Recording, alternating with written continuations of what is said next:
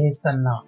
హేసన్న గారు 1947వ సంవత్సరంలో మార్చ్ 19న ఆంధ్రప్రదేశ్లో నెల్లూరు జిల్లాలోని శాంతాపేటలోని సెయింట్ జోసెఫ్ జనరల్ హాస్పిటల్లో జన్మించారు. ఈయన తల్లిదండ్రులు నరసింహులు మరియు కమలమ్మ.